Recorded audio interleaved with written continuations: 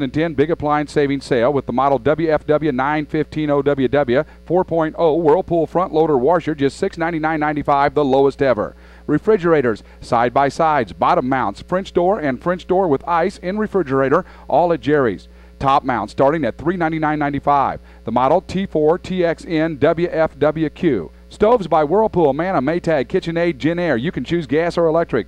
Dishwashers, built-in or portable. There's over 100 pieces on display at Jerry's with in-store financing, service after the sale, and free delivery. All at Jerry's TV and Furniture in Sullivan. Call 573-468-4300. That's right, it's their Winter 2010 Big Appliance Sale and your big savings opportunity at Jerry's TV and Furniture, 375 West Springfield in Sullivan. Well, I have been telling you all morning that Dave was going to join us. Dave Schatz is a candidate for the District 111. That's the seat currently held by Charlie Schlottick, and he is being term limited out. Good morning to you, Dave. Good morning, John. Happy to have you in the studio with us. Of course, you haven't filed yet. You've indicated you're going to file, and the reason you haven't filed yet is because the filing day has not opened. Hasn't came yet, yes. Do you have that circled on your calendar? Oh, absolutely. Yeah. Absolutely. I think the way it works, if I remember correctly, is everyone who files on that day, on the first day, then they draw. And then they decide how you go on the ballot. Right, I believe that's correct. And they did that because they used to wait in line from December. I can remember several years ago, they'd be starting in December waiting in line, and they'd have people waiting in line for them, and gosh, people making a living standing in line. There's no sense to, it's a little easier there if they just draw numbers. So, yeah. So that's the way they're going to do it. But what made you decide to do this, to run for the U.S. House, or the State House? Well, first of all, there's several reasons that prompted me to do this, and first and foremost, I believe that it's important, and I think it's a worthwhile cause. I think, and the reason I think that is I think we need to send people to represent us that have good moral character, that are honest, have integrity, and they'll go and represent the people of their district. So that's part of the reason why I wanted to get involved. We're hearing it more probably on the national level than we are at the state level, but we're hearing this party divided, and nobody seems to want to get along. And if you come up with the idea and you're from the other party, well, I don't want to vote for that because, that makes you look good. I mean, that's kind of the way it's happening in Washington, D.C. Do you agree with that? Oh, absolutely, yeah. I mean, it's right now we're seeing a lot of partisan politics right now, and but I do agree, with some of it, but because some of the ideas I don't believe that are coming, that they absolutely need to oppose.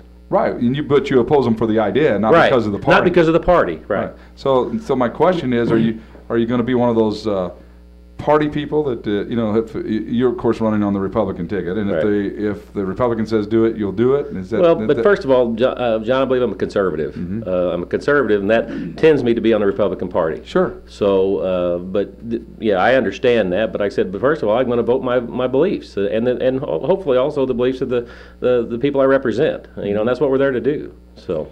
Yeah, and there are people that just kind of fall along with the party, and that's not always necessarily good, is it? That's right. That's right. So what about your background? What makes you think you're qualified to be? Well, there's several reasons. I've ran previously, been on served on the school board, served on my church board. I've served in other areas and involvement as far as coaching, athletics in the local area for years with my kids. Sure. As a business owner, husband, father, several things that I believe gives me enough experience to represent the majority of the district. I think they can relate, and I can relate to them because I've been there. I'm raising 5 kids, married, got 2 kids in college, and I think for the most part that's a pretty good broad across the district, representation of most people. I can relate to most people. You have a business background. Yes. Is that going to help when you get to Jeff City as well? Well, I believe so because I believe fiscal responsibility is important, and I think as a business owner, you have to understand. You have to be able to run your business. You can't spend out of control or wildly, and I think you take that common sense approach that I use in business to Jeff City and apply that. So, what's the number one thing that we need to do in this state? Well, right now, I think it's we got to have some sort of job creation. I think in our district, right now, they announced the numbers in the state of Missouri. I think unemployment's a little over 9% or something that they announced. But I think in the district, speaking with Charlie, I believe it's around 14%. But we've got to find a way to get people back to work. We've got to find either through incentives to, for people to start business, or some reason we've got to get people to bring jobs to Missouri. And Missouri's a very great place for business. You know, we're kind of we're a hub for distribution, for manufacturing. We just got to try to attract those people to here to bring some jobs to Missouri. The business you're with, Schatz Underground, you do business all over the country, don't you? And yes. You do it from right here in this yes. state. Yeah, and that's given us a pretty good advantage because we're centrally located, and we can disperse from this area. And it's, you know, we have an advantage over some people that may be on, you know, East Coast or West Coast or something like that. But we're able to move about because we're in the Midwest. And so, because of that, you can probably use that to talk to people then and tell them how it's worked for you. Oh yeah, I believe so. Absolutely. Mm-hmm.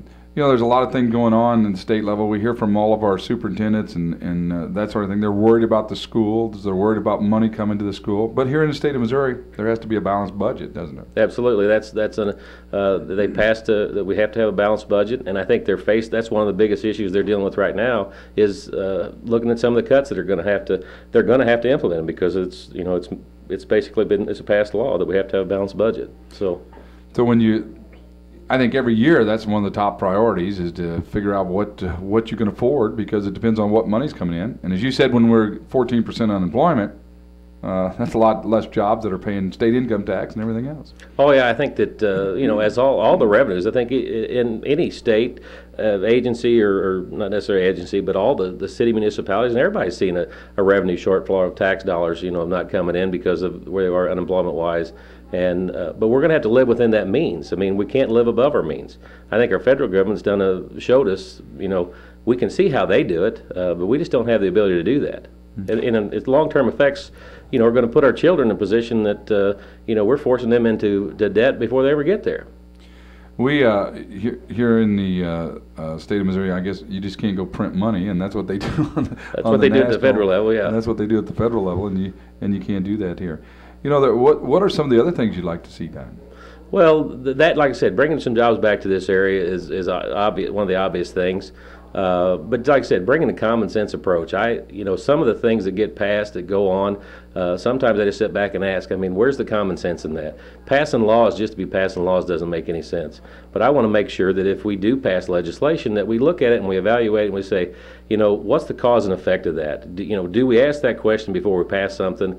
And if we do, like I said, if it makes sense, let's enact some legislation, but if it doesn't, let's just don't pass laws to pass laws. Well, I think that's a good point because actually Sam and I have talked about this quite a bit. We have some legislatures that say, well, I presented this bill and we got it passed and that's a big deal, and sometimes we don't need those bills. We don't need those laws. Sometimes we think people should go to Jeff City to pay the bills and take care of what needs to be taken care of and do I think that's really what we're there for. Yeah. And I think sometimes people get caught up in the fact, well, I haven't done anything if I didn't enact something and tie my name to it or whatever. But there's absolutely times it's necessary, for legislation to be introduced. But sometimes, like I said, let's look at what we've got currently on hand and see if that applies. And if we need net legislation, let's pass it. If we don't, then we don't need to. This is a part-time job, believe it or not, and I'm not sure that everybody in the area knows it's a part-time job. You're supposed to go to Jeff City in January and come back home in May sometime, and I know there's committees you have to serve on and those sorts of things, so it turns into a pretty big job, but it's part-time pay. You've got a business to run. Do you have time to do this? Well, absolutely, and one of the things that makes it nice for me is I've got good people. Actually, I've got great people that allow me to do it, and not only that, I got the support of my family. My aunt and I, are involved in this business together. She's very supportive. Having those people there behind me will allow me to do that, and that's the key. If I didn't have those people and have that support, I wouldn't be able to do this. Because it is, as I find as I begin this process, that it is very, very time-consuming, and if elected, it's going to take a lot of time. But I'm dedicated, to do that. It is going to take you away from your family quite a bit during the session too. And that that being said, but I'm in a position that from the timing standpoint, John, for me, it's a good time. I've watched my kids come up through school, and I still got young kids. I got 3 kids here still in Sullivan. One's a sophomore in high school, and 2 in elementary at Spring Bluff. But I got 2 boys in college. But from the timing standpoint, it's good time for me because they're grown, for the most part, and it just allows